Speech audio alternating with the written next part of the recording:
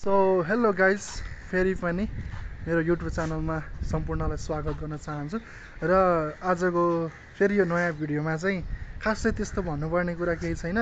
Just म चाहिँ आफूलाई मेमोराइज गर्न खोजिरहेको थिएँ, आई मिन मेमोरिजको रूपमा एउटा भिडियो बनाउँ न होइन भनेर मैले चाहिँ भिडियो बनाउँदैछु। सो अब यहाँ मैले चाहिँ हाम्रो पुल्चोक क्याम्पस होस्टेलको छतमा चाहिँ तपाईँहरू देख्न सक्नुहुन्छ।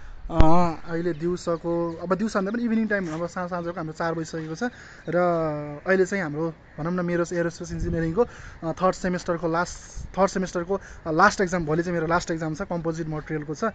अनि भोलि चाहिँ मेरो लास्ट एक्जाम हुनुपर्छ यो थर्ड सेमेस्टरको लागि।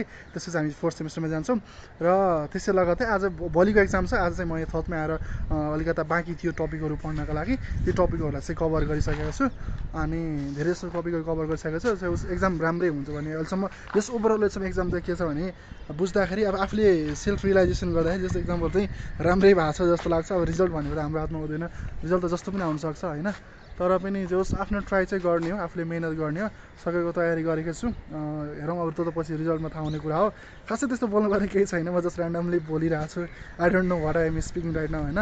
सो त्यस्तै हो, त्यही भएर अब जस्तो आज चाहिँ हाम्रो लास्ट प्रिपरेसन भन्नु पऱ्यो यो थर्ड सेमेस्टर एक्जामको लागि। भोलि चाहिँ हाम्रो फाइनल एक्जाम कम्पोजिट मटेरियलको एक्जाम हुन्छ, त्यसपछि हाम्रो चाहिँ थर्ड सेमेस्टर एक्जाम सकिन्छ। त्यसपछि हामी चाहिँ फोर्थ सेमेस्टर हाम्रो सबलाई जेठबाट हुन्छ, किन 1 महिनाको जति हाम्रो छुट्टी छ।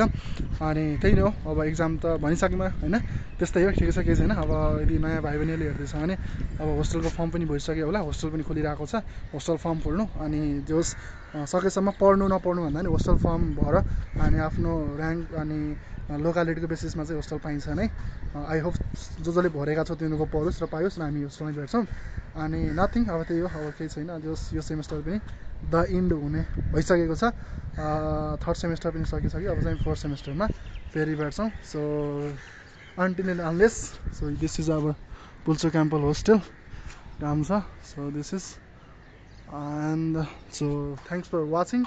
So do not forget to subscribe my channel, and so bye.